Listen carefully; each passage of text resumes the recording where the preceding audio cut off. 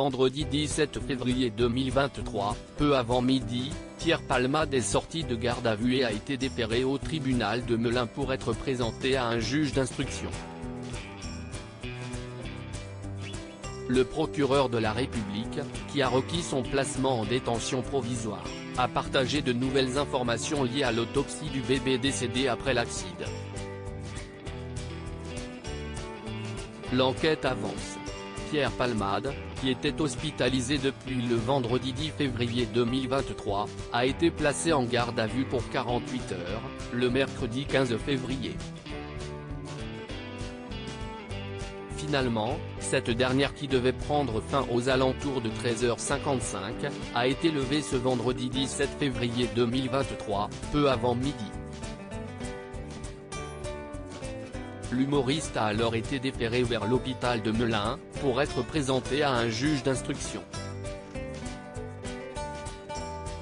Pour rappel, une enquête a été ouverte pour homicide et blessures involontaires ayant entraîné une incapacité totale de travail supérieure à 3 mois, par conducteur sous l'emprise de produits stupéfiants. Pour revenir sur les faits, Pierre Palmade a pris le volant, avec 2 autres passagers actuellement en garde à vue, alors qu'il était sous l'emprise de cocaïne et de médicaments. L'humoriste, sur une route départementale de Seine-et-Marne, a lourdement percuté un autre véhicule après avoir quitté sa voie. Un terrible accident qui aura causé de graves blessures à 3 passagers, un homme de 38 ans et son fils de 6 ans, toujours dans un état grave, qui est sorti du coma le jeudi 16 février. Une femme, la belle-sœur du conducteur, enceinte de 6 mois et demi, a également été victime de cet accident. Malheureusement, le bébé n'a pas survécu. Quid du résultat de l'autopsie du bébé? Ce vendredi 17 février, le procureur de la République du tribunal judiciaire de Melun a requis le placement de Pierre Palmade en détention provisoire et partagé un communiqué. Il évoque sa potentielle mise en examen, mais aussi d'autres éléments de l'enquête. Il précise que le placement sous contrôle judiciaire des 2 passagers de l'humoriste a été requis.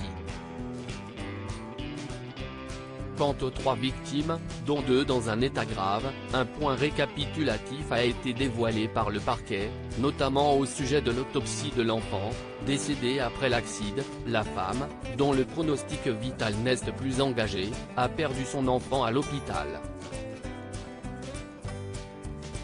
L'autopsie réalisée n'a pas permis d'établir si cet enfant était né vivant. Une expertise complémentaire a été ordonnée sur ce point, est-il précisé. L'instruction a été ouverte pour homicide involontaire afin de déterminer si l'enfant était mort avant l'accouchement, ou s'il a vécu quelques secondes avant son décès.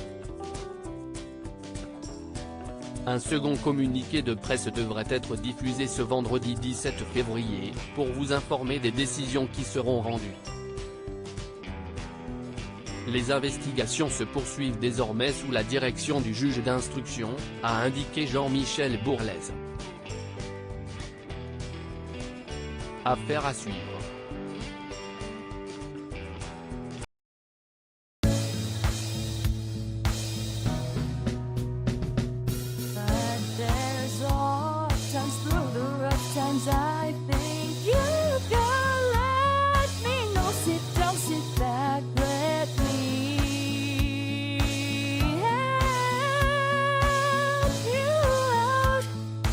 Step, I gotta see.